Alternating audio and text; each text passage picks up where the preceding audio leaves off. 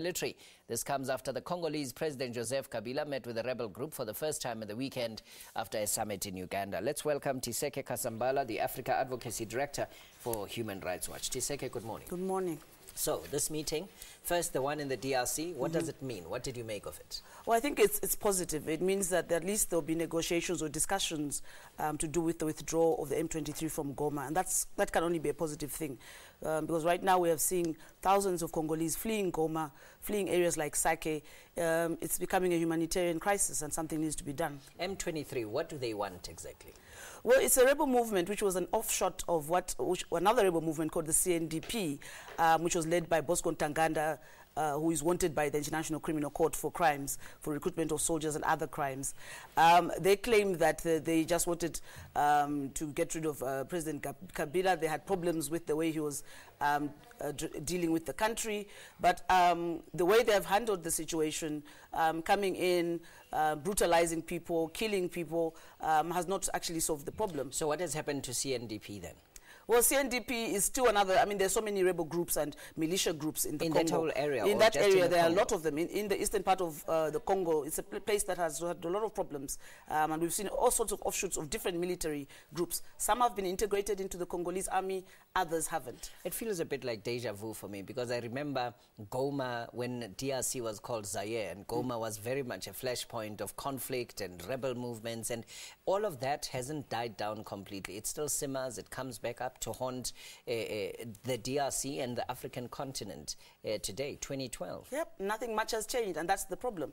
There are a lot of interest groups. Our own concern at Human Rights Watch is the involvement of governments such as Rwanda and allegations of Ugandan involvement in this conflict, especially in the eastern part of the Congo. As you know, it's an area that is rich in minerals, and there's a lot of mining there. So there's a lot of people who are interested in securing eastern Congo, especially that area, for their own interest. So it's a conflict about resources. It's about resources again, yes. Yeah. So what to do now? I mean, the African Union, no pronouncement as yet?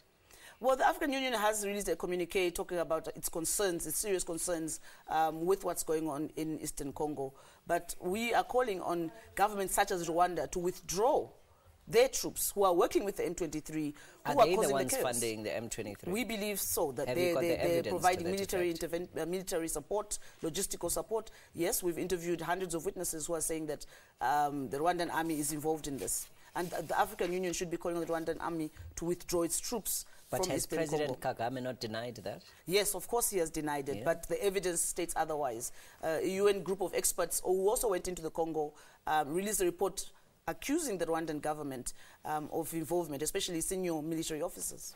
So, just in terms of the vulnerability of United Nations troops that are in Goma, what information have you now received? Well, you know, the United Nations troops that are in Goma, unfortunately, only have what you call, well, I won't say unfortunately, but they do only have a peacekeeping mandate, which means their job is to protect civilians, but they can't engage and defend themselves, but they can't engage with the rebels. And South Africans are part of that United Nations force? South Africans are certainly part of that peacekeeping force. They've been there for a long time now. But what is this about just moving to deal with conflict like this? It takes a long time, and yet people are brutalized, and their circumstances worsen and worsen and worsen. Yeah, it's a lengthy process, and some of the peacekeeping forces have been more successful than others. The peacekeeping forces in places like Sierra Leone were quite successful in ending the conflict there. What's happened in the Congo, unfortunately, is such a vast country, weak resources, a weak government, an undisciplined army. The Congolese army is not very disciplined. It creates a lot of problems. And as I said, various militia groups also there. Yeah, so one can also track it to Joseph Kabila's father, Laurent Kabila. He had a rebel movement, moved across the DRC to displace then Mobutu Sese Seko. So perhaps the M23 is motivated by stuff like that as well? Yes, it's been a vicious pattern of coups and counter coups, of people securing parts of the Congo and others running away and fleeing. The people are the ones who suffer in the end. So as Human Rights Watch, what are you doing? I mean, just calling for calm and for governments and to desist like you're calling on Rwanda? Yes, I mean, part of our job is to go into these areas and research and document what's going on and say there's people who are being brutalized, women are being raped, people are being beaten up. The African governments need to do something about it. All right.